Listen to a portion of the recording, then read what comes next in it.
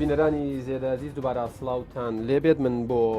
ئەم ئەڵلقەی پاسی یادگار میوانداری بەڕێز دکتۆر محەممەد شکری سەرۆکی دەستەی وەبەرهێنانی حکوومەتی هەرێمی کوردستانم کردو بە سوپاسەوە کە حزوریان هەیە دیارە پرسیاری زۆر بۆ جەنابیاناتەوە ئێمەش کۆمەڵە پرسیارمان هەیە کە بێگومان هەربی پرسیاری ئێوەی بینەرە ئەمڕۆ هەوڵەدەین بە پێی کات لەگەڵ جەنابیان گفتوگۆیان لەبارەوە بکەین و وەڵامیان بۆ وەربگرینەوە بەڵام بەر لەوەی دەست بە بەرنامەکە بکەین کاک دکتۆر با پێکەوە سەیری پاکێجێک بکەین کە لەسەر وەبەرهێنان ئامانەتکا. ئابووری هەرێمی کوردستان بە بەراورد بە ساڵانی ڕابردوو لە گەشە سندنی بەردەوامدایە و تەنانەت بە بەراورد بە پارێزگاکانی عێراق گەشەی بەرچاوی تۆمار کردووە. سەرمایی وەبەرهێنان لە هەرێمی کوردستان لە 2006ەوە تاوەکو 2019 بەم شێوەیە بووە. سەرمایی وەبەرهێنان لە هەولێری پایتەخت 28 ملیار و 983 میلیۆن و 240 هزار دلار بووە. لە پارێزگای سلەیمانی 16 ملیار و 218 میلیۆن و 70 هزار دلار بووە. لە پارێزگای دوهۆک 6 ملیار و 796 میلیۆن و 830 هزار دلار بووە. بەو شێوەیەش کۆی گشتی وەبەرهێنان لە هەرێمی کوردستان 51 ملیار و 998 میلیۆن و 130 هزار دلار بووە کە بە ڕێژەی سەدی بەم جۆرە لە پارێزگاکانی هەڵکەوتون. هەولێر 155.74، سلەیمانی 131.19، لە دوهۆک 113.7. لە ساڵی 2007 وەبەرهێنان لە هەرێمی کوردستان بەگشتی 3 ملیار و 874 میلیۆن و 542 هزار دلار بووە، بەڵام لە 2008 کەم بۆتەوە بۆ 2 ملیار و 137 هزار و 872 دلار.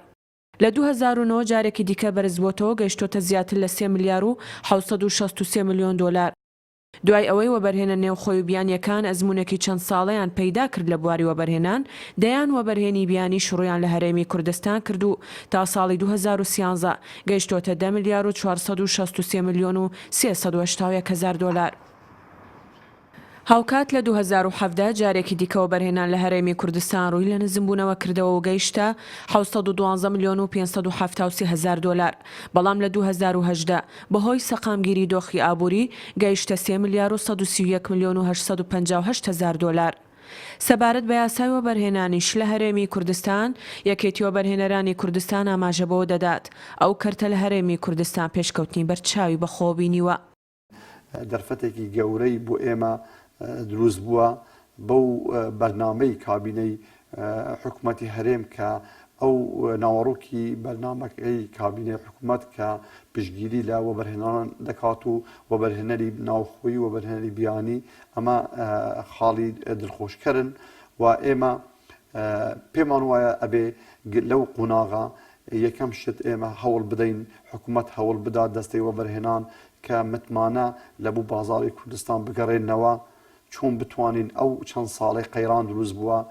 دووبارە بازاری کوردستان پرۆژەکانی کوردستان هیوا و ئەمەلێک بە خەڵک بدرێتن کە پرۆژەکان ئەنجام بدەین و گرنگی بە چەند سکتەرێکی نوێ بدرێتن ئەو سکترانەی کە ئابووری وڵات پێش دەخەن. یاساکە لە بۆ قۆناغێک بوو ئەمە لە بۆ ئەمڕۆ دەتوانین بنێن لە 2006ەوە تا ئەمڕۆ 15-16 ساڵ بەسەردا چووە ئەکرێتن ئەم یاسایە هەموار بکرێتەوە لە بۆ قۆناغێک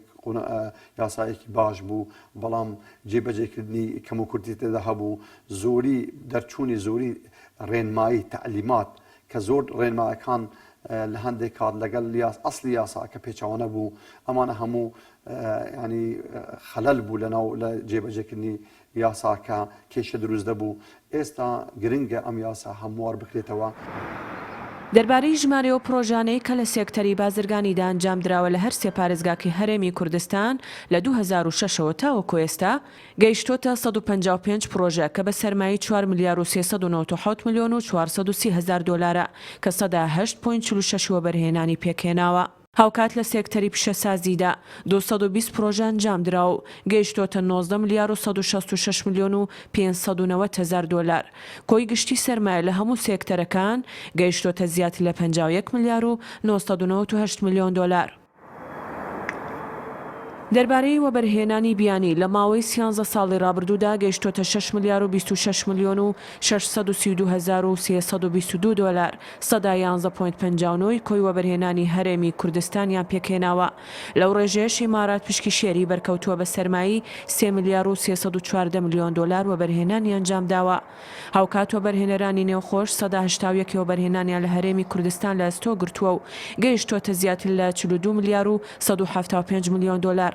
سەبارەت بە عێراق و پرۆژە هاوبەشەکانی وەبەرهێنان کە لەگە وڵاتانی بیانی ئەنجامی داوە، 7.3 لە سەدی پێکهێناوە لە هەرێمی کوردستان و کۆی گشتی سەرمایەکەشی زیاتر لە 3 ملیار و 796 میلیۆن دۆلار بووە. بەو جۆرەش کۆی گشتی سەرمایی هەموو پرۆژەکان نزیکەی 52 ملیار دۆلار بووە. ئێستا کە دۆخیابووری و سیاسی هەرێمی کوردستان تا ڕادەیەک جێگیرە، حکوومەتی هەرێمی کوردستان دەیەوێت هانی وەبەرهێنە بیانیەکان بدات کە سەرمایەکانی خۆیان لە هەرێم بەگەڕ بخەن و بە هاوبەشی لەگەڵ وەبەرهێنە نێوخۆیەکاندا کار بکەن، بە تایبەتی لە سێکتەرەکانی کشت و کاڵ، پیشەسازی و بازرگانی، بۆ ئەوەی حکوومەت لە تاکە سەرچاوەی زێڕی ڕەش بەرەو فرەچەشنی داهات هەنگاو بنێت.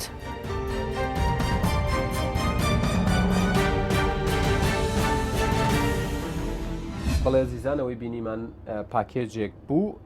سەبارەت بە وەبەرهێنان لە هەرێمی کوردستان و ماوەکانی گەشەکردن و ئەگەر بکرێت بڵێن کەوتنی بواری وەبەرهێنان لە هەرێمی کوردستان و ئێستاش کە دەوترێت وردە وردە بواری وەبەرهێنان لە هەرێمی کوردستان دووبارە دەکەوێتەوە سەرپەی خۆی و چ وەبەرهێنەرانی ناوخۆ چ وەبەرهێنەرانی بیانی لێرە دەرگایان بۆ کراوە دەبێت بۆ ئەوەی هەرێمی کوردستان زیاتر ببوژێننەوە، زیاتر ئاوەدانی بکەنەوە، زیاتر هەلی کار بهێننەکایەوە و بێگومان هاوڵاتیانی زیاتر سوودمەند بن لەو پرۆژانە. کاک دکتۆر دووبارە سڵاوتان لێبێت زۆر سپاس هەر بژین. گەر بەو پرسیارە دەست پێ بکەین دیارە وەک چۆن وەزارەتەکان کارنامەی 4 ساڵی خۆیانیان ئامادە کردووە، حتمما ئێوەش بەرچاوڕوونی خۆتانتان داوە بە ئەنجومەنی وەزیران سەبارەت بە کارەکانتان بۆی بینەر زیاتر بەرچاوی ڕوون بێت. ئێوە وا دەستەکەتان چیتان کردووە بەنیازی چین؟ ئێمە وەکو هەرموو وەزارەتەکانی تر بەرنامەی باڵێن کارنامەی 4 ساڵی ڕابردوومان پێشکەشی حکوومەتی هەرێمی کوردستان کردووە. ئەنجومەنی وەزیران یعنی ئەوان دواتر دەیکەنە یەک پاکێج بۆ هەموو حکوومەتی هەرێمی کوردستان بەپێی کارنامەی کە جەنابی کاک مەسرور بارزانی سەرۆکی ئەنجومەنی وەزیران لە پەرلەمان خوێندیەوە و بووە کارنامەی حکوومەتی هەرێمی کوردستان. ئێمە لەسەر چەند تەوەرێک ئیش دەکەین لە دەستەی وەبەرهێنان. یەکەمیان پێمان وا بووە کە گرنگترین و سەرەکیترین شت کە لە داهاتوو لە فترەی زۆر نزیکی داهاتوو بکەین مەسەلەی هەمواری یاسای وەبەرهێنانە کە پێشتر لە ناحیەی ئیجرایی گلەی لێکراوە، لە ناحیەی وەکو قانون خۆی قانونێکی باش و تا بڵێن یعنی یارمەتی دەربووە بۆ ئەو گەشە سندنی بواری وەبەرهێنا لە هەرێمی کوردستان، بەڵام هەم دیسان پێویستی بە گۆڕانکاری و پێویستی بە هەموارکردنە. ئەمە حەلقەی یەکەمە لە با بڵێن لە ئیشکردووە ئیشی لەسەر کراوە و خەریکین دەگەینە لای خۆمان، دەگەینە مەرحەلەی کۆتایی بۆ ناردنی ئەو ڕەشنووسەی کە ئێمە حاضرمان کردووە و دەستەی بەریان دەیدەینی ئەنجومەنی وەزیران، دواتر ئەوانیش دەیدەنە پەرلەمان. نقطەی دووەم لە ئیشکردنی ئێمە کە وەکو کارنامە مەسەلەی دروستکردنی خەریتەی وەبەرهێنانە کە هەر لە ڕۆژ یەکەمی دەست بەکاربوونمان لە دەستەوە بەرهێنان ئیشمان لەسەری کردووە. لە 2017 بڕیارێکی ئەنجومەنی باڵای وەبەرهێنان هەیە کە پێویست بوو ئەو وەختی خەریتەی وەبەرهێنان دروست بکرێ. خەریتەی وەبەرهێنان چییە؟ ئێمە ئێستا لە دەستەی وەبەرهێنان مۆڵەتی وەبەرهێنان دەدەین. وەبەرهێنەر دێت پرۆپۆزالێک پێشکەش دەکات، دەڵێ من لە فلان بوار ئیش دەکەم. لە داهاتوودا ئێمە حکوومەت بانگی وەبەرهێنەران دەکەین، دەڵێن ئێمە لە نەخشەی وەبەرهێنانی خۆمان پرۆژەی ئەلیفمان هەیە لە شاروچکەی ئەلیف با مەسەلەن وەرە لەو شاروچکەیە فلان پرۆژەمان بۆ دروستکەنە فلان کارتی اقتصادی بەپێی پێویستی کوردستان پێویستی بە چه کارتێکی اقتصادیە بە چه پرۆژەیەکە بۆ لە ماوە ئەمە جێبەجێ دەکرێت. خاڵی سێم کە زۆر گرنگە، ئێمە دەستەیەکین ئێمە وەکو پەنجەرەی حکوومەتین لەگەڵ وەبەرهێنەران، بەڵام بەداخەوە لە قۆناغی ڕابردوو بەو شکلەیە مامەڵە نەکراوە. دەستەی وەبەرهێنان دەبی هەموو سەلاحیاتی هەبی بتوانین مۆڵەتێک بدە، زەویەکی دیاریکرا لە بەردەست هەبی، پرۆژەی لەسەر دروست بکە، دواتر کەرستەی چاودێری هەبی، چاودێری بکە لە مودەیەکی باش جێبەجێ بکرێ وە کاریگەری ئابوووریەکانیشی دەربچێ بۆ خەڵک. بەڵام لە ماوەی ڕابردووە تەنها کارەکە ئەوە بۆ مۆڵەتەکە دراوە دوای نەبووە چاودێری لێ وەرگیراوە لە فترەکان لێ وەرگیراوەتەوە، لە وەزارەتەکانیش تریش وەرگیراوەتە. مەسەلەن پرۆژەکان نەشتەجێبوون پێشتر وەزارەتی شارەوانی وەزارەتی ئەواداکردنەوە دەبا چاودێریان کرد با کار پرۆژەیەکی تریبینا سازی بەڵام دواتر بە بڕیارێک دراوەتە نووسنگەکانی ئەندازیاری کە سەر بە سندیکا ئەندازیارانی کوردستانە و بە هاوکاری لەگەڵ وەبەرهێنەران ناڵێن پرۆسەیەکی زۆر خراپ بووە بەڵام کەم و کورتی تێدا بووە نەتیجەکەشی نەتیجەیەکی خراپ بووە هەوڵاتیانیش گلەیان طبیعی هەوڵاتیان گلەیان دەبێت ئەمە بگەڕێتەوە لای حکوومەت مۆڵەتێکیدا دەبی لە شتەکانی خۆی بپرسێتەوە نقطەیەکی تری زۆر گرنگ کە لە کارنامەی ئێمە هەیە مەسلەی پرۆمۆشنە مەسلەی تەڕویجە بۆ بەرهێنان ئێمە دەبی لە مەودووە دەرگەکانی حکوومەت دەرگەکانی خۆمان لە ڕووی ئەعلام لە ڕووی خەڵک بکەینەوە کە ئێمە پێویستیمە بە چ جۆرە وەبەرهێنانێکە لە هەرێمی کوردستان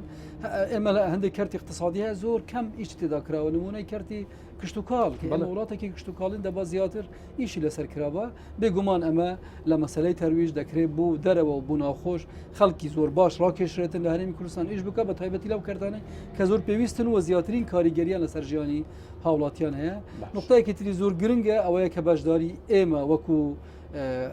بۆڵین کەوادری وەبەرهێنان لە خۆل و لە ڕاهێنانی پێشکەوتوو لە هەندێک شوێن کە پێویستە با بڵێن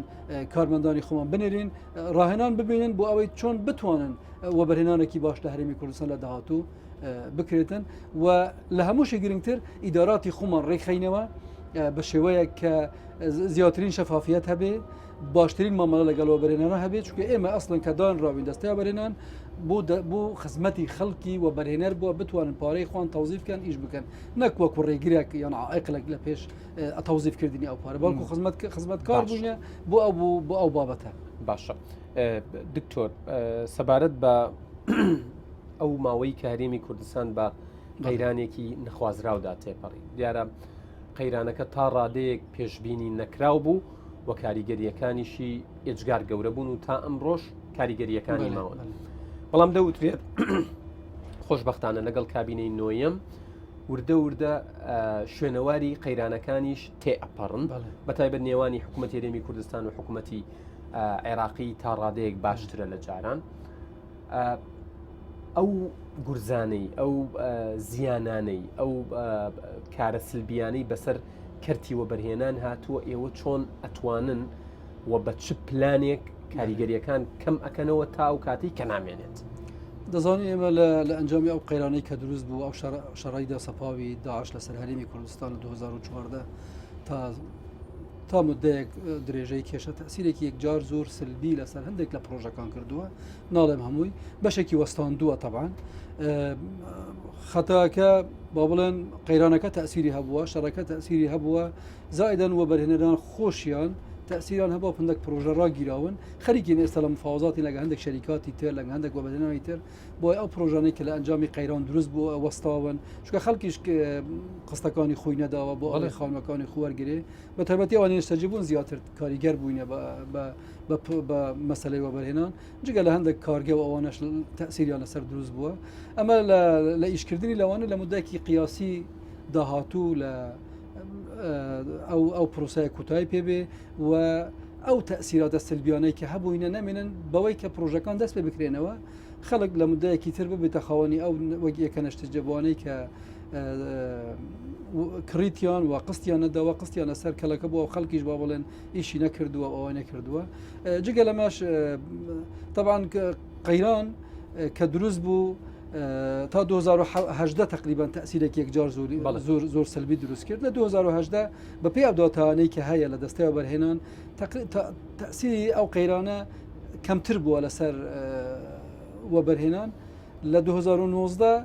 هێشتا دیسان تەسیرێکی کەمتر بووە بۆی ئەو داواکاریانەی بۆ دروستکردنی پرۆژە لە هەرێمی کوردستان لەم دو ساڵی ئەخیری بە تایبەتی لەم چەند مانگەی ئەخیرەکە دروست بوونی کابینە زیاتر بووینە ئێستا ئێمە لە دەستای وەبەرهێنان بە هەموو بدویە تاامەکانی خۆمان 1467 پرۆپۆزالمان لە بەردەستە کە ئیشی لەسەر دەکرێت بۆ ئەوەی لە داهاتوودا ببیتە وڵات لە تەواوی کوردستان لە تەواوی کوردستان تابان ئێمە 5 فەرمانگەی دەرەکیمان هەیە بەڕێبەراتی گشتی وەبەرهێنانی دوو کە هەولێرە سلێمانیە مدیریاتی وەبەرهێنان لە گەرمیان لە ڕاپەڕین لە تێکڕێ ئەمانە 1467 پرۆپۆزال کە پێشتر پەسەند کراوە و دەکرێت دواتر ببنە وڵاتی وەبەرهێنان و دواتر ئیشی لەسەر بکرێت چی بەنسبەت هەڵەبجەوە دیسان وەکو پارێزگایەک مامەڵی لەگەڵاکە بۆ تا ئێستا سلەیمانی بەڕێبەراتی گشتی نەکەر وەبەرهێنەرانی ناوخۆی هەڵەبجە بەڵکو هی کوردستان و دەرەوەش بۆ هەڵەبجا حکوومەت دەبێ بەپێ وەکو ئەوەی کە پێشتر بڕیاری لێدراوە بەڕێبەراتی گشتەکان لەبێت دروست بکراوە و پارێزگایە ئەکیید بەڕێبەراتی گشتی بەرهێنانیش لەسەر ئەو بڕیارانە حکوومەت بڕیار بەدا ئەنجومەنی وەزیران بڕیار دروست دەکرێتن ئێستا بەڕێبەراتی گشتی و بەرهێنانی سلێمانی ئیشی بۆ ئەوان دەکات ژمارە پرۆژەیەک هەبووە خەڵکی و بەرهێنانی سلێمانی داوایان کردووە من خۆم شخصی لەگەڵ بەڕێبەراتی گشتیە بەرهێنانی سلێمانی قسەم کردووە پێم گوتینە تەوجیهی ئیستیسمارات بکەم بەرەو هەڵەبجە بەرەو شارە زۆر بۆ ئەوەی خەڵک لەوێ بە تایبەتی لە کەرتی گەشت و گوزار و کەرتی کشت و کاڵ و حتا پیشەسازی خۆراک لەوێ کارگە دروست بکرێن خەڵک ئەستیفا خەڵکی ناوچەکە ئەستیفادە بکە چونکە ماوەدی خامی لێ و خەڵکیشی لێ ئیشی تێدا بکە دەکرێت یعنی دروست بکرێت شتەکان. دکتۆر چی بەنسبەت دەڤەری گەرمیانەوە ینی کەلار کفری ئەو دەڤەرە بەگشتی دەربەندی خان لەوێش خۆتەزانی ئەوان بەسەر گەنجینەیەکەون کە ئاوی سیروانە دەستی کاری زۆر هەیە خەڵکی بە توانایی زۆر باش هەیە دەشتاییەکی ئێجگار زۆر هەیە بەڵام ئەبینی وەکو پێویست سوودی لێ نەبینراوە من لەگەڵ هەندێک کەسە لەوێ قسەم کردووە کە پێم وتومە بۆ بەرهێنان و تویانە ئێمە هەندێک جاریش پرۆژەمان کە پێشکەش کردووە ینی کەم تا زۆر داوای پشت کراوە ڕێگری لێ کراوە لەبەرەوەی حزبێکی دیاری کرا و پاڵپشتیت ناکە دیارە ئەمە ڕەنگە بۆ تەواوی کوردستان لە قۆناغێک لە قۆناغەکانە ڕاست بوو بێت ئەمە چۆن ڕاستەکەنەوە و چۆن گرنگی دەن بە ناوچەکان بەبێ جیاوازی تعلیماتی دەستی بەرهێنان دیارە کە هیچ پرۆژەیەک لای خۆمان پشکێنێت تێدانێ بۆ هیچ کەسێک بۆ هیچ حزبێک ئەوەی کە دەکرێت ئەگەر کراوە لە هەر ناوچەیەکی کوردستان لە دەرەوەی با بڵێن ئیجراعاتی ئێمە بووە من لە سەردانی گەرمیانیشم کردووە چوویمە سلێمانی و چوویمە دۆک لە هەولێرێش لەگەڕ بەرهێنان دانیشتینە پێمان گوتینە حتا بەرهێنەری دەرەکیشمان بینیوە ڕجا لێ دەکەین کە تقدیم پرۆژەیەک دەکەن بە مباشر لەگەڵ وەبەرهێنان ببنە تەرەف نەک لەگەڵ وەسیت نەدۆزنەوە نییە بۆ ئێوە حتا خەڵک هەبووە مەسەلەن کێشەی هەبووە لە پرۆژەکەی خۆی محامی ناردووە پێم گوتینە پێش ناکە محامی بنێن بە خۆتان وەرن ئێمە محامی ئێوەین ئەو کێشانەی کە هەبووتان چارەسەر دەکەین خۆشبەختانە باسی گەرمیانت کردن پرۆژە لە کەلار پێشتر وەستا بوون دەستیان پێ کردوتەوە و خەریکین ئیشی لەسەر دەکەن پرۆژەی جوانش دروست کرا لەبێ بە خۆم سەردانی مەلەوانگەیەکم کرد بەڕاستی شتێکی ینی پرفێکت دروست کراوە و لە قۆناغی ینی شارەکەش لە ماوەیەکی کەمە گەشەیەکی زۆر گەشەی کردووە بەڵام ئەو ڕووبارە حتا بە ئیدارەی منطقەی گەرمیانشم گوت ئەو ڕووبارە جوانەی کە لەوێ هەیە بۆ گەداریت خەرائیتی حاضر هەیە لە سیاحە لە دەستەی سیاحی هەرێم وەرمانگرتینەوەکو فراستی ئیستیسماری حاضر جەزیرەیە کە لە نزیک لە خوار سەدەکەی دەربەندی خان بڕوات هەبی دەکرێت ببێتە پرۆژەیەکی سیاحی زۆر باش خەریکە معالمیشی تێک دەدرێت بینیتە بە چای خۆت غەسالی لەسەر دروستەکرێت کارگەی هەموو ئاوەکەشی بێتە پرۆژەیەکی سیاحی زۆر گەورە منطقەیەکی نزیکە لە ناوچەکانی خواروی عێراق وەسەتی عێراق دەکرێت خەڵک زۆر سەردانی بکە یعنی پرۆژەیەکی زۆر جوان لەسەر دروست دەکرێت هیوادارم لە داهاتوو بتوانین مستەسمرێکی باش ببینینەوە کە کەس شریکی نەبێ لەوێ پرۆژەیەکی جوان دروست بکە و کە سیمای ئەو منطقەی هەموو دەگۆڕێت ئێمەش هیوادارین کە ئەمجارە پشکێنە نەبێت و وەکو تێبینیم کرد لە قسەکانتە ئێوە هەر لەگەڵ دەستپێکی کارەکانتان لە یەک شوێنەوەستاون لە خانەقین یان با بڵێن بەداخەوە ێستا بێ بڵێم لە کەلارەوە تا لە گەرمیانەوە تا زاخۆ ئێوە خەڵکان بینیوە باشە باسی هەموارکردنی یاسای وەبەرهێنانت کرد و ئاماژت بەوەدا کە یاساکە وەکو یاسا وەکو دەق باشە بەڵام لە ئیجراعات باشکردنە ینی ئەتانەوێت لە چ ڕوویەکەوە بیگۆڕن سەبارەت بە مۆڵەتەکانە گۆڕانکاریەکان یاساگە کۆمەڵێک ئەمتیازاتی تێدایە بۆ هەموو کارتەکان وەکو یەک ئێمە ئەوەی کە پێشنیارمان کردووە کە دواتر دەدرێتە ئەنجومەنی وەزیران ئەوەیە کە جیاکاری بکرێت لە بینی کارتەکان چونکە ئێمە ئەمڕۆ لە بەپێی کارنامەی حکوومەتیش ئێمە دەبێت گرنگی بە چەند کارتێکی دیاریکراوە بدەین بەخۆی لە قانونی وەبەرهێنان کە ئێستا ئێمە قانونی ژمارە 4 2006 13 مەجالی وەبەرهێنانمان هەیە تاوان ئەو 13 مەجالە زیاتر دەکرێت مەجای زیاتری بۆ بکرێتەوە بەڵام وەکو قطاع اقتصادی ئێمە ژێرخانی ئابووری هەیە کە ژێرخانی با بڵێن ئینفراستراکچەر ژێرخانی کوردستان با بڵێن کە زۆر ئیشی لەسەر نەکراوە مەسەلەی ڕێگاوبانەکانە کە ئەگەر تو لە گەرمیان بێ سلێمانی لە سلێمانی بێ هەولێر لە هەولێر بچێ دهۆک وە خەریکن ئیشکردن ڕێگا بەردەوامی بینڕێکەیشی سلێمانی بۆ چۆمچەما هەرەی بینی ئیشی تیاکرێ ئەو ئیشانە دەبی خلاص بکرێن ژێرخان دروست بکرێت دواتر ئێمە ینی حتا لە ژێرخانیش دەرفەتێکی یەکجار زۆر هەیە ئیش لەسەر سدود بکرێ لە ڕێگەی وەبەرهێنان حکوومەت عقودی تایبەت بکە لە ئەستیسمار دەکرێت لە قانونەکە شوێنی بکرێتەوە زایدەن کارتی پیشەسازی کە ئیشێکی زۆری تێدا لە هەرێمی کوردستان کارتی کشت و کاڵ کارتی گەشت و گوزار ئەمانە زۆر ئیشی تێدا کە پێشتر لە کوردستان نەکراوە ئەو کارتانە ئێمە خۆشببختانە بەژماع معاملێکی زۆر گەورەمان لە هەرێمی کوردستان هەیە تەختیای بازار عێراقیش دەکە ئەمڕۆ بەڵام زۆربەی هەرە زۆری خۆراکی ئێمە لە دەرەوەی هەرێمی کوردستان دەکە ئەمە جێگایەکی ئەمە جێگای داخەکی گەورەیە ئێمە ماوەدی خامی زۆر باش لە کاتی قەیرانەکان باشتر هەستەکەین بەوە کە چ خەمێکی گەورەیە و چ کەم و کوڕیەکە کە ئێمە دەبێ ئێمە مەناطقی سناعی دروستکەین لە هەموو ناوچەکانی هەرێمی کوردستان لە هەر چوار پارێزگای هەرێمی کوردستان کەس بە تایبەتی بۆ صناعەتی غیزایی خواردنی خۆمان بۆ خۆمان دروستکەین چونکە ئێمە کەرەستەی ئەوەلی زۆر باش و هەرزانمان هەیە دەبێن خواردنی خۆمان بۆ خۆمان دروستکە لە بازارەکانی خۆمان ئەمە شتێکی شەرعیشە ئێمە حیمای منتەجاتی خۆمان بکەین ئەمە طبعا ئەمە هەنگاوی بوونراوە و ئیشی لەسەر دەکرێت و لە داهاتووەکی نزیکدا ئەمە دەبێتە بڕیار و شوێنەکانیش دەستنیشان دەکرێت. دکتۆر محەممەد چی سەبارەت بە بەنداوەکان ئێمە پار ساڵمان بیرە کە بە بۆنەیەوەی کە وەرزی بارانبارین زیاتر لە کاتی خۆی درێژەی کێشا و وەرزێکی تا ڕادەیەک نائاسایی بوو بە نسبەت ئێمەوە نەمان بینی بوو پێشتر لە ماوەیەکی بارانێکی زۆر باش بارانێکی ماشەڵڵا زۆر باشباری ئەم ساڵیش ینی چاوەڕێکری هەمان شت دووبارە بێتەوە ئێمە چۆن سوود لە بەنداوەکانمان وەرەگرین و ئەو بەنداوانەی کە لە تەواوبوون یان چونەتە بواری جێبەجێکردنەوە سماقوڵیە گۆمەسپانە ئەوانەی کە هەیە چۆن مامەڵیان لەگەڵا کرا دەکرێت زانی چۆنە ئەمانە ئەگەر حکوومەتیش امکانیەتی نەی پارەی دروست بکە دەکرێت لە ڕێگەی عقودی تایبەت بۆ مدەیەک مستەسمر دروستیکە ئیدارەی بکە سود لە ئەمتیازاتی وەرگێت دواتر مولکیەتەکەی بۆ حکوومەت دەگەڕێتەوە ئێمە پرۆژەی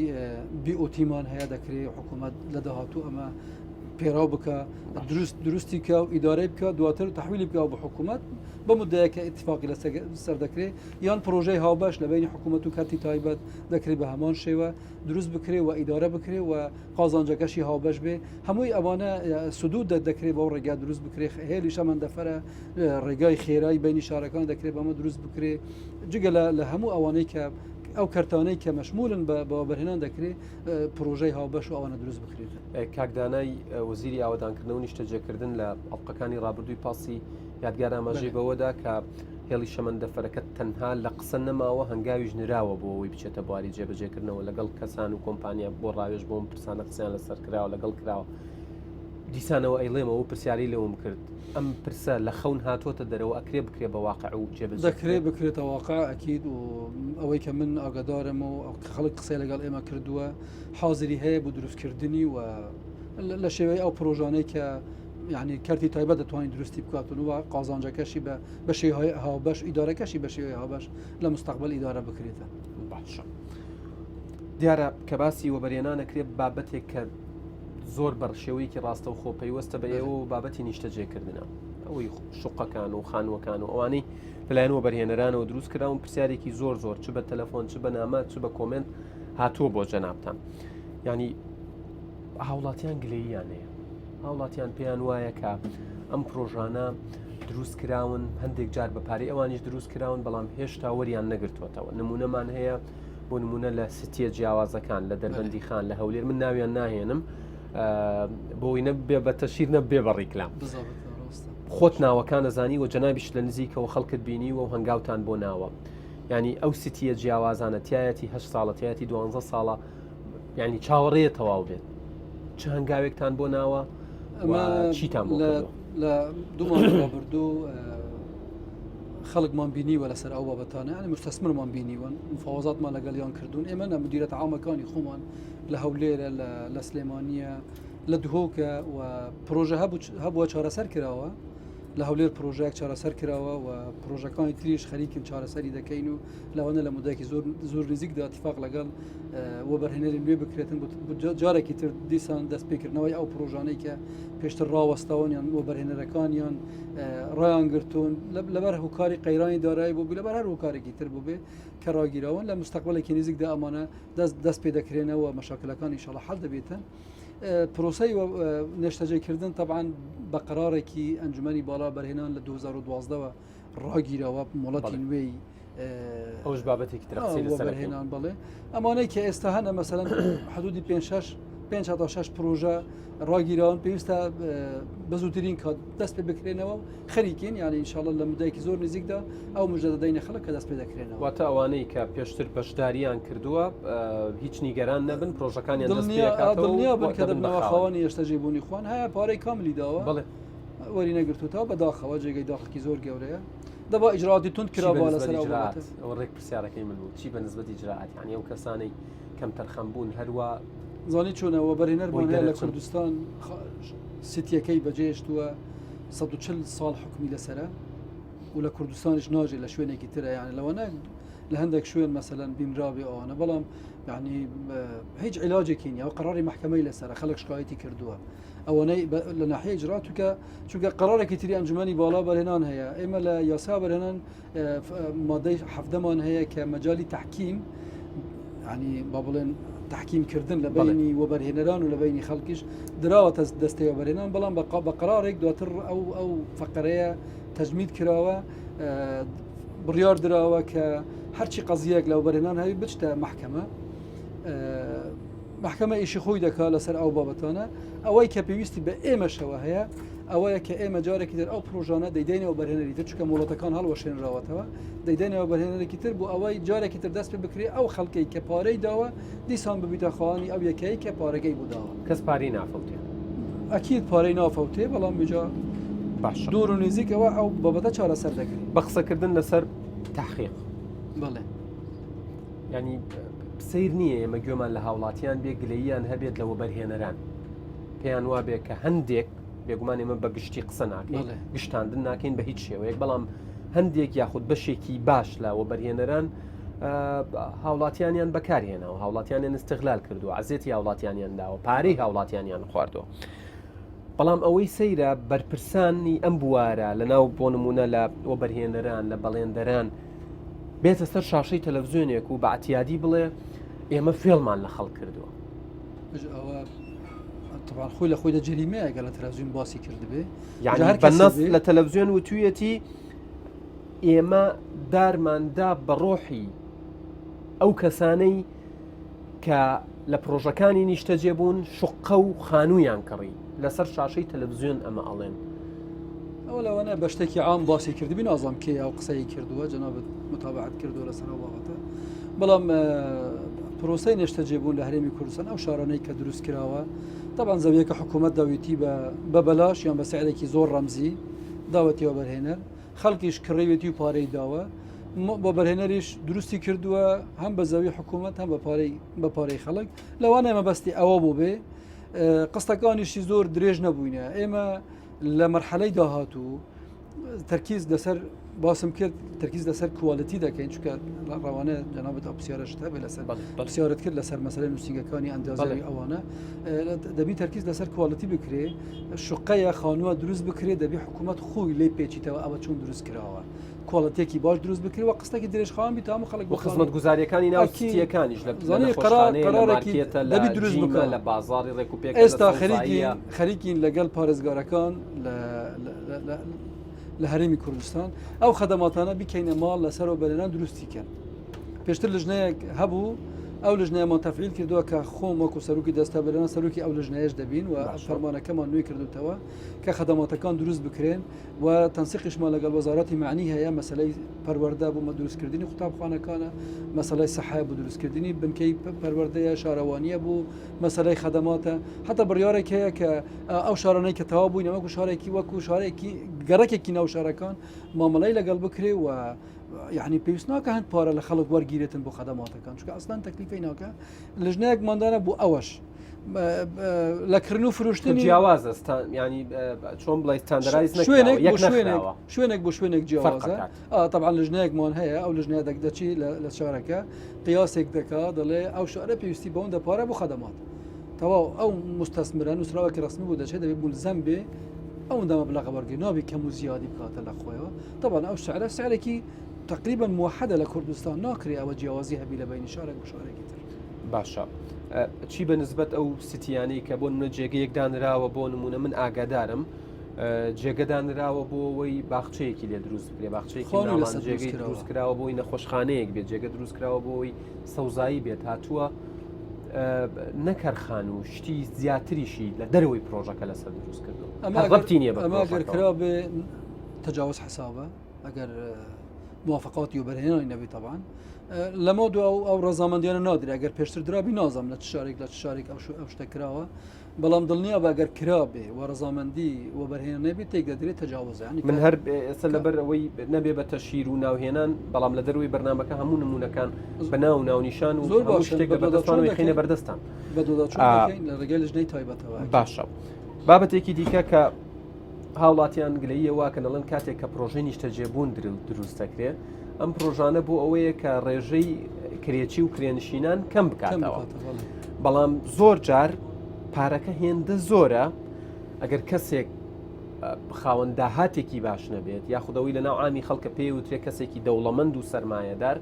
بۆی ناکڕێ کاویشەی کڕێ هەروەکو مڵکێک مامەڵی لەگەڵاکات هەر نایدا بکرێ کەسش ناچێتە ناوی کەواتە ئەکرێ بەمانە بوتێت تۆ بوون لە 8 دەفتەر و 10 دەفتەر و 12 دەفتەر و تا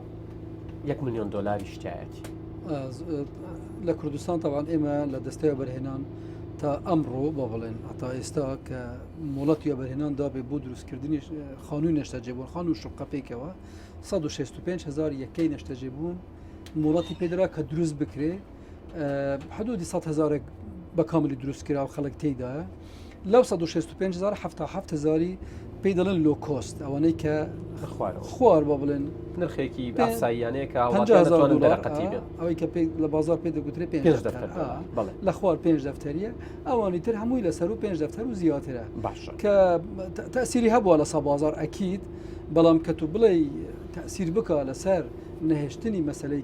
یان کەمکردنەوەی کرێنشینان ئەوانە تأسیرێکی زۆر نەبوو چونکە خەڵک لە زیاد بوونە بەردەوام یەکە نەشتەجێبوونی وا دروست ناکرێت کە تەسیل لەسەر ئەوە بکاتە لە مەرحەلەی داهاتوو ئەگەر جارێکی تر بڕیاردرا و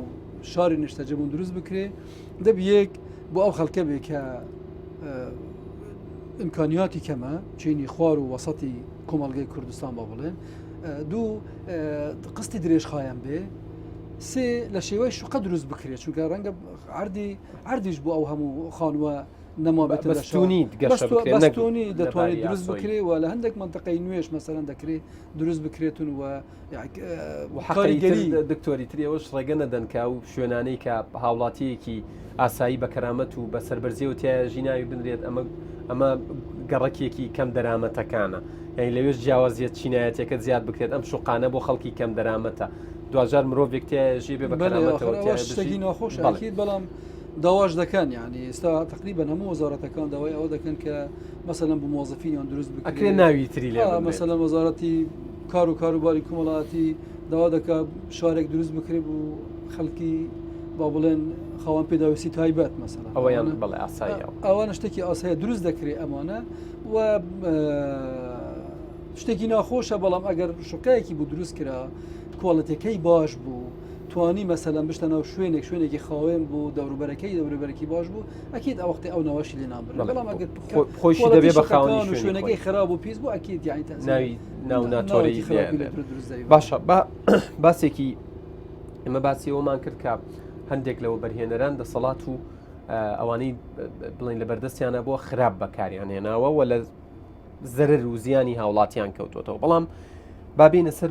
دۆخی بۆ بەرهێنەرەکان خۆیشی باشی کردو بەڵێ بێگومانیشی زۆر باش کرا من هەر لە سەرتاوتم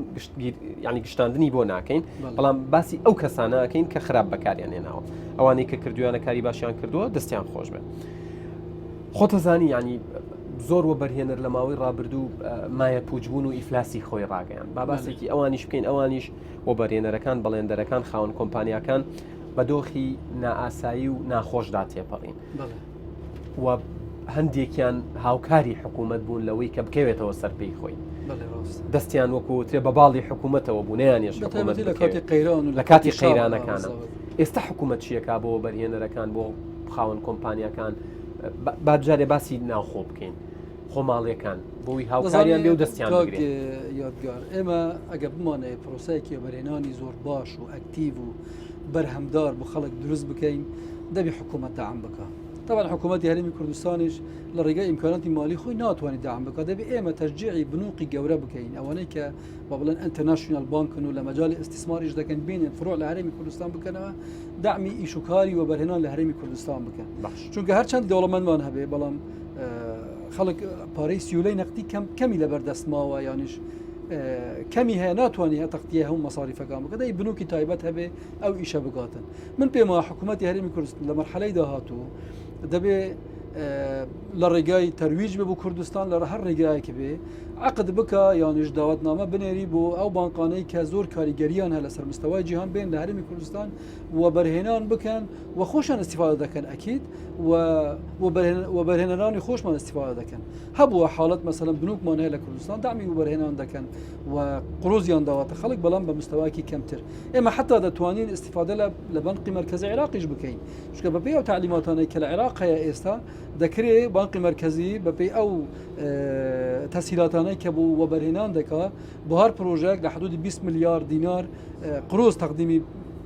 پرۆژەیەک بکە ئێمە وەکو هەرێمی کوردستان دەتوانین دەوا لە حکوومەتی عێراق بکەین هەماهەنگیە دروستیەکەن یان دروست کراوە ئەمە هەیە هەماهەنگێکەیە بەڵام حکوومەت دەبی داوا بکە ئەو بەشەی کە لە هەرێمی کوردستانە بۆ پرۆژەکانی و بەرهێنان دەی بدرێتن و قرۆز تەقدیمی و پرۆژەکانی و بەرهێنانی هەرێمی کوردستان بکرێت تەبعاً ئەبی دەبیتە ئیشێکی سەرەکی حکوومەت لە داهاتوودا ئەم کارە بکرێتن باشە سەبارەت بە ینی هەموارکردنەوەی یاسای وەبەرهێنان یەکێک لەو بابەتانەی کە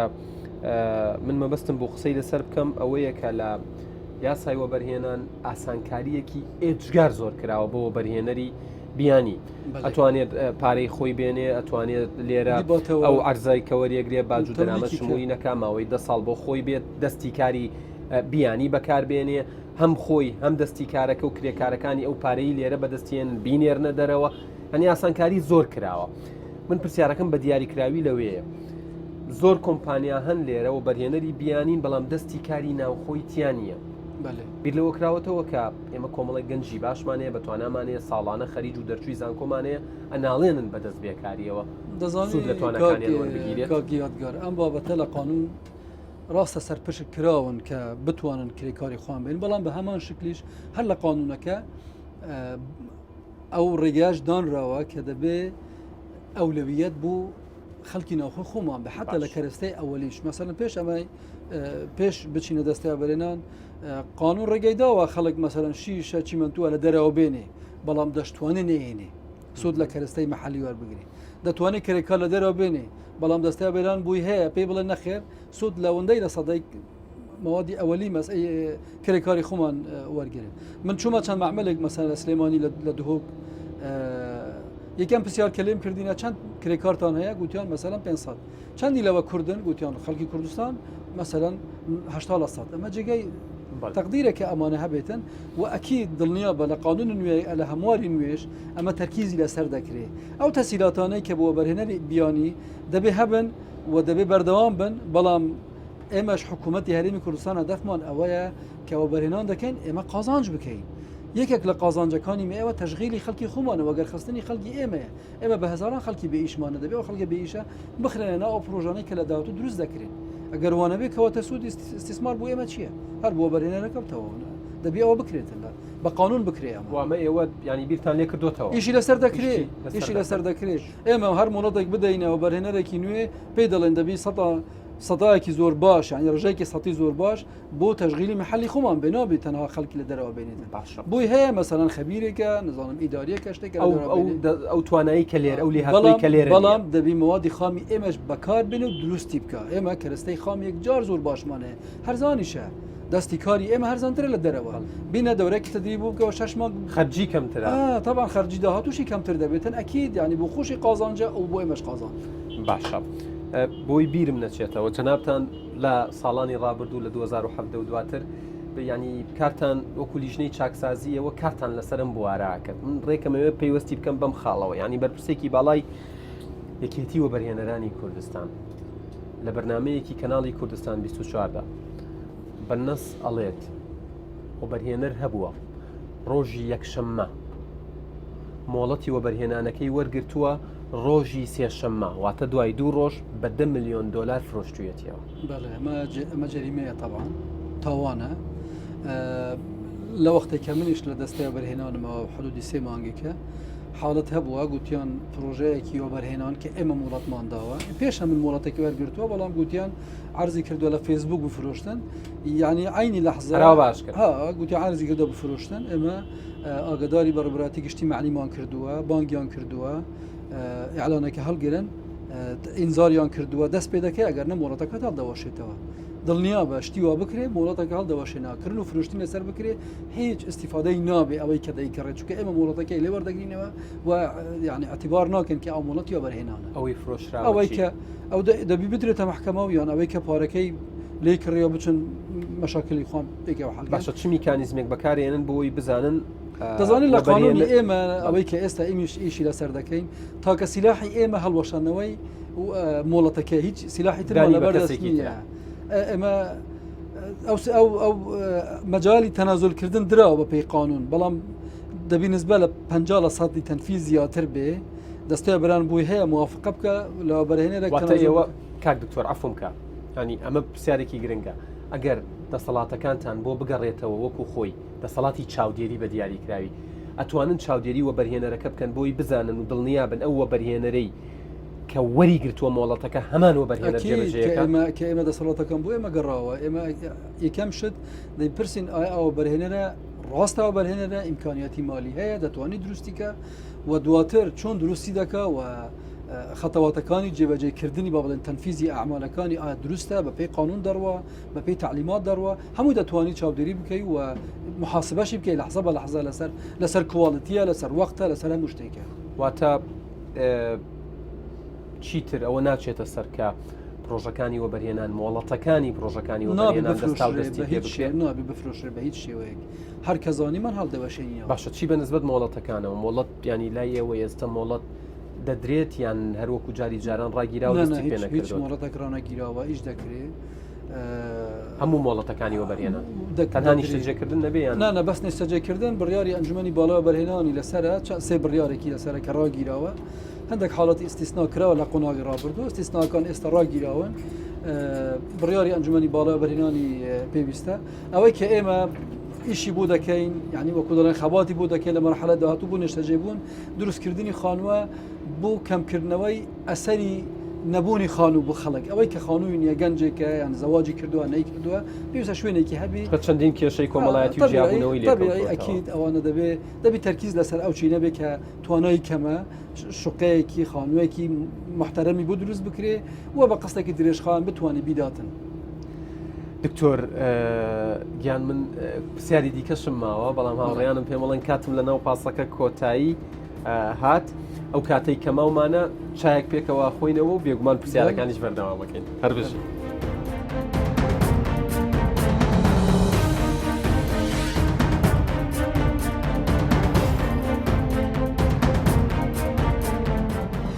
عزیزان دووبارە ئەسڵاوتان لێبێت لەگەڵ جەنابی دکتۆرە هاتوین لێرە چایەکی گەرم ئەخۆینەوە بەرنامەکەشمان بەردەوامەکەین کاک دکتۆر بابەتێکی دیکە کە بۆ من هاتووە داوایان کردووە کە پرسیار لە جەنابتان بکەین سەبارەت بە قۆرخکاریە ئەو ترێت ینی بۆ کۆمەڵێک خەڵکەیە پرۆژەیان پێدرێت لە بواری وەبەرهێنان لەسەر کۆمەڵێک بنەما کە نامەنتقین و نایاساییش لێرە بەدواب پرۆژەکان یاخود مۆڵەتەکان لەسەر چ بنەمایە کە درێن و چۆن دەزانیتی هاوڵاتی لە بەرچاو دەگیرێت ئەساسدا بنەمای مۆڵەتی وەبەرهێنان دەبێت لەسەر ئەساسی کەفائی مالی بێ و کارەکانی ڕابردوو چی کردووە و توانەکانی چییە طبعا دەبی لەسەر ئەو ئەساسە بن لەمە دووە بوو ئەو تعدیلاتانە کە باسمان کرد لە قانونی وەبەرهێنان مادەیەکی تایبەت بەمە دەستیشان دەکرێت طبعا مەسەلەی قورخکاری لە کوردستان بە قانونی منافسە و منع ممارسات احتکاری کە ئێستا کاری پێدەگرێت لە هەرێمی کوردستان قورخکاری مەمنوع نابێ هەبێت لە هیچ بوارێک لە هیچ کەرتێکی اقتصادی لە استثماریش دڵنیا بە لەمە دووە لە پێشتر ئەگەندێک کرا بێ نازانم لە چ بوارێک کراوە بەڵام بۆ لەمە دووە ناکرێ و ئەو خەڵکەی کە ئەو بەرهێنەری حەقیقین ڕاستەقینەن و دەتوانن پرۆژە جێبەجێ بکەن و لە قازانجی خەڵک لە قازانجی ئابووری هەرێمی کوردستان دڵنیان بە وڵاتی وەبەرهێنان بەو کەسا دەدرێت. باشە چی بەنسبەتە وەبەرهێنەرانەی بۆ نمونە پندێک پرۆژەیان هەبووە کە پشکوشتی تیا بۆ هاوڵاتیان پشکێکی ئەجگار زۆریان لێ کڕێوەتەوە بەڵام ئێستا دەزانین چۆن لە ناو خۆسەکەش باسم کرد هەندێک پرۆژە هەیە کە پێویستە دەستەیە بەرهێنان خۆی تەدەخل بکە و چارەسەریکە ئەنجومەنی باڵەوە بەرهێنان پێی باش بووە کە محکەمە ئەو کارانە ئیتلایی بکاتەوە لە قۆناغی ئێستادا خەڵک بووی هەیە شکایەت بکە لە محکەمە سکاڵا بکە لەسەر ئەو بۆ بەرهێنانەی کە پشکیان نادەن دەبێت سکاڵا بنووسن و محکەمە بووە ئیتلایی بکاتەوە کە پشکی چەندەوە بە شێوازێک لێ وەردەگرنەوە واتە هەر کەسێک سکاڵا تۆمار بکات مافی بە وەردەگیرێت ئەکید محکەمە دەبی بووی ئەگەر بە گروپی زۆریش بن ئەو کات باشتریش لەگاتە شوێنی ئەرکی محکەمەیە ئەوە جێبەجێ بکە بە پێی ئاواقدەی کە کراوە باشە حکوومەتی هەرێمی کوردستان فەرمونون وردە بات چاکە زۆر گەرمە ئەرەوەجارێ زۆر گەرمە بە دۆخێکی ئابووری و دارایی سەختا تێپەڕی و ئێستا شێشتا هەر پێویستی بە پارەی نەختێنە و نەقدە دەوترێت وە بەرهێنەران لەم بوارەیە هاوکاری حکوومەت نەبوون بۆ منە هاوڵاتیە کە موچەخۆری حکوومەتە ڕەنگە نەتوانێت پارەی کارەبا بڵێ من پاشەکەوتم لای حکوومەتە بەڵام وە بەرهێنەرمان هەیە ئێمە تەمەنەمە بە هەواڵی فەرمی بڵاو کراوەتەوە ملیارێک و 400,000 دلار تەنها پارەی کری بەکارهێنانی کارەبا قەرزدارە و یعنی پاسە لایەن لە حکوومەت نەکرد بە تەسەوەری منە و خەبەرە زۆر دروست نەبێ ملیارێک و 400 میلیۆن دلار دینار ببوورە دینار دروستە هەیە حاڵەتی وە هەیە لەوانەیە زۆریش بێت چونکە خەڵک هاوڵاتیانی هەرێمی کوردستان چه بەشە بازرگانیەکە یان بەشە خەڵکەکە قەرزاری کەهرەبانە پارێکی زۆریان نەداوە دەبی حکوومەت لایەن وەرگریتەوە ئەکی بە تایبەتی پرۆژەی بازرگانی زۆر گەورەیە کە معامل و مەسانە ئەنیانش قازانجەکات قازانجیش دەکات بە بەردەوامی و پارەی نادە یعنی دەبی حکوومەت لێ وەرگری ئەکی ئیجراعاتی خۆی چی بە نسبەت کەرتی کشت و کاڵ کەرتی پیشەسازی لە هەرێمی کوردستان خۆشت لە قسەکانتە پێشتر ئاماژەت پێدا ئەم بوارانە چۆنە بوژێنەوە یعنی ئەمە ساڵانە جوتیارەکانمانە بینین شووتەکانی خۆیان فرێدن تەماتەکانی خۆیان فرێدن خێرەکانی خۆیان فرێدن ئەڵێن بازار ناکە بۆمان ساغ نابێتەوە دەزانی ئێمە لە کوردستان کەرتی کشت و کاڵ بە تایبەتی کەرتێکی زۆر گەنجە ئیشی لەسەر نەکراوە دەبی ئیشی لەسەر بکرێتە مەسەلەی حیمایەکردن پاراستنی بەرهەمی ناوخۆش گوناحێک نییە کە ئەگەر ئێمە بیکەین دەبی بیکەین و قانونش ڕێگەی پێداوین و لەوانەیە حتا حکوومەتی عێراقیش یارمەتیمان بدەلەوەی ئێمە بتوانین حیمای منتەجاتی مەحەلی خۆمان بکەین دەبی لە مەرحەلەی لە قۆناغی داهاتوو هەم پاراستنی بەرهەمی ناوخۆی تونتر بکرێ باشتر بکرێ هەمیش ئەو کەرتە زۆر باشە کە دەکرێ کوردستان استفادەی لێ بکرێ و بەرهێنانێکی باشتری تێدا بکرێ و فراوان بکرێت چکە دەکرێت داهاتێکی زۆری لێ بکرێ و تێدا دروست بکرێت و خەڵکێکی باش تێدا ئیش بکاتن ئێمە مجتەمەعێکی زیراعی لە ئەساسدا بە هەزاران ساڵ پێش دروست بوونی زیراعەت لە کوردستان زیراعەت کراوە گوناحە ئێستا ئەو کەرتە زۆر باشەمان هەیە استیفادەی نەکەن بوو دەعمی میزانیە چ لە حکوومەت چ لە خەڵک دەبی شتی تێدا بکرێت باشە مەجالێکی فراوانیش هەیە بە نسبەت نوێنەرایەتی وڵاتان و قونسوڵخانەکان و حزوری کۆمپانیەکانی دەرەوە چه هەنگاوێک نراوە ئێمە طبعاً لە بیداتی دەست بەکاربوون دەستەوە بەرهێنان سەردانی فەرمانگەی پەیوەندەکان دەرەوەمانکردن بۆ لای برای بەڕێز کاک سەفین دزەی ئەوان پێمان گوتن ئێمە دەستای بەرهێنان پێمان خۆشە لە ناحیەی تەرویج ینی بانگەشەکردن بوو وە بەرهێنان لە هەرێمی کوردستان یارمەتیمان بدەن و هەر وەفدێکی بازرگانی یان سیاسی دێ طبعاً قونسولیات بەشێکی سیاسیە بەشێکی ڕەنگە بازرگانی شتدا بێ دەبێت سەردانمان بکەین یان ئێمە سەردانیان بکەین بۆ ئەوەی ئێمە پێیان بڵێن ئێمە چه دەرفەتێکمان لە هەرێمی کوردستان هەیە ئەوان دەتوانن سوود لێوەر بگرن تا ئێستا سێ قونسولیە سەردانی ئێمەیان کردووە لە دەستای بەرهێنان لە بەرنامەدا زۆربەی هەرە زۆریان ببینین و لە قۆناغی داهاتوو لە مودەیەکی زۆر نزیکی داهاتوو کۆبوونەوەک لەگەڵ ملحەقی تیجاری ئەگەر هەیان بێ لە هەرێمی کوردستان لەگەڵیان دەکەین کۆمەڵێک دەرفەتی بەرهێنانمان هەیە ئیعلانی دەکەین دەیدەینە ئەوانیش تشجيعي وبرهنراني خوان بكن بين الهرمي كردستان ايش بكن طبعا بو امتيازاتنا كقانون بوان فراهم دكاتن يعني اكيد تاثيرك زور باش وايجابي عند بي اگر ايما وكو هرمي كردستان سوديان يار بكن لروي بازرگاني يعني لروي وبرهنانه باش كاك دكتور دیار لە زۆربەی و بەرنامانەی کە یەکێکی ینی بەرپرسێکی پەیوەنددار حزوریە بێت هاوڵاتیان و دانیشتوان و ئەوانەی کە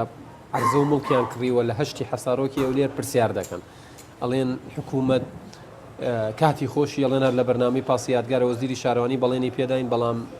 هیچمان بۆ نەکرا چۆن لە خەمەکانی ئەوانەکەن والله ئەمە ئەم بەرنامەیە ئەم بابەتە زیاتر علاقەی بە وەزارەتی شارەوانی و هەیە بەڵام بۆ ئێمە وەکو دەستە بەرهێنان پرۆپۆزەڵێکمان بۆ هاتووە و بەرهێنەرێکە فکرەی داوەتە ئێمە دەڵێ من دەتوانم بوو ئەو منطقی کە باست کرد هەشتا حەساڕووکە دەتوانین ئێمە خەدەمات دروستکەین بە کاملی خەدەماتەوە و حکوومەت ئەو زەویە بازرگانیانەی کە هەیە یان ئەوەی پێ دەڵێن زەوی تیجاریە یانیش خەدەماتە بیدەتەوە بەرهێنەرەکە ئەمە کە فکرەیەکی باشە پێم وابێ حکوومەتی هەرێمی کوردستان ئێمە لەگەڵ وەزارەتی شارەوانی لەگەڵ ئەنجومەنی وەزیران لەگەڵ وەزارەتی ئاوادانکردنەوە کۆبوونەوەکی لەسەر بکەین بڕیارێکی لێ بدەین ئەگەر حکوومەت پێی نەکری خەدەمات دروست بکات دەکرێت لە ڕێگەیەوە بەرهێنانەوە بێ بە شێوەیە کە حکوومەت قازانج بکە زەرەر نەکە و خەڵکیش ئەوەی کە ئەستیسمار دەکە تەبیعی بوو قازانجە ئەویش قازانجێک بکە بەڵام حکوومەتیش دیسان قازانجەکە چونکە ئەو لە ئاخر ئەگەر خەدەمات دروست بکرێ ئەو زەویە بازرگانیانێک کە هەیە یان ئەوەی خەدەمات کە هەیە حکوومەت دەیداتە مساتەحە یعنی بەخۆی دروستی ناکە کەواتە ئێمە دەکرێت اتفاقێکی لەسەر بکرێ و نەک بووە هەشتی حەساڕۆک بوو هەموو ئەو زەویانەی کە خەدەماتی بوو نەچووە بارسووکی لەسەر حکوومەت دروست دەبێ و ئەمە دەکرێت لە داهاتوو دەبکرێتە بڕیار و ئیشی لەسەر بکرێت باسی مساتەحەت کرد منیش بابەتێکی دیکەم بیرکەوتەوە زۆر مڵک و زەوی هەبووە بە مساتەحەت درراوە بەڵام دواتر تاپۆ کراوە ئەمانەیەکی نایاسایی ئەمانە بە قانونێ بە قرارێک لە ئەنجومەنی باڵا بەرهێنان مەجموعەیەکن کراونەتەوە بەرهێنان دواتر تەملیک کراون طبعا بۆ پرۆژه استراتیژی دەکرێت ئەمە دروستە بکرێ و استیفادەی هەبێ استیفادەی بەردەوام و خەڵک هەبێ بەڵام لەوانە لە هەندێک بڕیاریش نەحەقی کرابێ کە نەدەبا بیکرێ بەڵام کراوە دڵنیا بوو داهاتوو ئەمانە دووبارە نابنەوە چونکە ناکرێ پرۆژەیە کە درا مساتەحە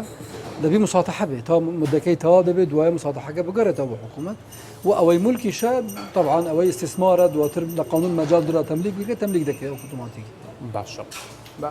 وەڵامی پرسیارێک بۆ وڵاتیان زۆر گرنگە ئەوانەی لە ڕابردوو گەندەڵیان کردووە ئەختلاسی مالیان لەسەرا پارەیان وەرگرتووە بەرتیل و ڕەشوەیان وەرگرتووە بە $10 $20 مەبەست کێ وەریگرتووە ینی بۆ نمونە هەبووە لە بوارە جیاوازەکانە پارە وەرگیراوە بۆی ئیشێک ڕایی بکرێت لەناو دام و دەستگاکان ئەوەی منەمەوێ وەڵامی وەربگرمەوە ئەوەیە ئەمە تێپەڕی یان هێشتا تێنەپەڕی و ئیجراتیان لە هەر حاڵەتێک ئەگەر سکاڵە هەبی لەسەرێ ئەکید تێناپەڕێتن دەبی سکاڵە هەبی لەسەرێ محکەمە دەزانی دەستەی نەزا هەیە ئیش لەسەر ئەو بابەتەی بکاتن بەڵام من دڵنیا دەکەمەوە ئەو ڕوتینەی کە هەبووە لە حکوومەت و ئێستاش بەردەوامە ئەگەر چارەسەر نەکرێ بابەتی ڕەشوەدانەکە هەر بەردەوام دەبێت دەبێت ڕوتین کەم بکرێتەوە فەرمانبەرانی خۆمان تەکلیف دەکەین ئاسانکاری بووە بەرهێنەران بکەن بۆ ئەوەی ئیشەکانیان بە ئاسانی لە فەرمانگەکانی تر جێبەجێ بکرێتن ئەمە طبعا دەکرێتن جەنابی کاک مەسرور بارزانی سەرۆکی ئەنجومەنی وەزیران لە ئەو ڕۆژەی کە وتارەکەیدا لە کارنامەکەیە من دقەکە اقتیباسەکە مێناوە ئەڵێ نابێ بەرپرسانی باڵای حکوومەت پێگەی کارگێڕی خۆیان بۆ بازرگانی و دەوڵەمەندبوون بەکاربهێنن بە پشتبەستن بە یاسا بەرکارەکانی هەرێم نابێ بەرپرسان کاری بازرگانی و بەڵێنبەرایەتی و بەرێنان بکەن و لێپرسینەوە لە هەر سەرپێچێک لەم بوارەدا دەکەین ئەم ساتێک ئێمە قساکەین بەرپرسان بەشێکیان کاری بازرگانیە زانی چۆن ئەگەر بیشیکەن بە ناوی خوان نایکەن ئەگەر قانون ممنوعی کردووە نابێتن بەڵام لەما دووە ینی ئیجراتیش دەکرێت لەسەر ئەم بابەتە کە ئەمە حاڵەتێکی ئاسایە دەبی هەبێ لە حکوومەت هەبێ هەر کەسێ وەزیفەیەکی ئیداری هەبێ دەبی ئیدارەکەی خۆی بکەنە ئەگەرنە بە ئەستیقاڵی خۆی بنووسی یان تەقاعد بچی تیجارەتی خۆی بکات من کاتم زۆر کەم ماوە کۆتا پرسیارم مەکەم بۆی بیرمان نەچنەوە پێشمەرگە قارەمانەکانی کوردستان هێزی پێشمەرگەی کوردستان کە سوکاری شەهیدان و ئەنفالکراوان لە پرۆژەکانی وەبەرهێنان چۆن لایەن لێ دەکرێتەوە بە تایبەت بۆ نیشتەجێبوون ئەمە دەکرێت مەسەلەن لە ڕێگەی ئەو پرۆسایی کە ئێمە چەند مانگێکە با بڵێن بانگەشەی بۆ دەکەین لە ڕێگەی خانووی با بڵێن هەرزان و کوواڵەتی باش و بە قسەی درێژخایەن و ینی قستێکی وابێتن کە ڕێژەیەکی زۆریان کرێنشینن دەرامەتن دەکرێت لە ڕێگەی ئەو پرۆسەیەوە ببنە خەوان خانووی خۆیان و خانوو وەرگرن چونکە هەم داهاتیان کەمە هەمی ئەو داهاتی کەمانگانە وەرگرن تەسیرێکی زۆریان لێدا کە ئەگەر قستەکان زۆر بێ دەبێت قستەکان کەم بکرێنەوە و مدەکەی زۆر درێژتر بکرێ دەکرێت بەو شێوە استیفادەی لێ بکرێ طبعا حکوومەتیش دەبێت دەعم بکە ئەو بابەتە مەسەلەی خێزانی شەهیدانە مەسەلەی پێشمەرگە دەبێت حکوومەت خۆی دەعم بکە بەشێک لە بەشەکان بۆ دابیکردنی شوێنێکی نیشتەجێبوونی گونجاو بۆ ئەو دوفی گرنگەی کە ئێمە هەمومان لە کوردستان قەرزاریانی بەڕێز دکتۆر محەممەد شکری سەرۆکی دەستەی وەبەرهێنانی حکوومەتی هەرێمی کوردستان زۆر سوپاس بۆ کاتی بە ئێمە و بەبینەرانتان بەخشی ماندوونە من لە شتان ساغ بێت هەربژین بەڵێ ئەزیزانم بەرنامەی پاسی یادگار وەکو هەمیشە لێرە کۆتا وێزگەیەتی تا هەفتەیەکی دیکە و بەرپرسێکی دیکەی هەرێمی کوردستان کە ئێوە مەبەستانە وەڵامی پرسیارەکانتانی لێ وەربگرینەوە. ئێستا ئێمە بەجێتانەیەڵین ڕێزی تەواوی هاوکارانم قبول بکەن ئێوە کوردستان لە ئەمانەتی خوادا بن. پاشان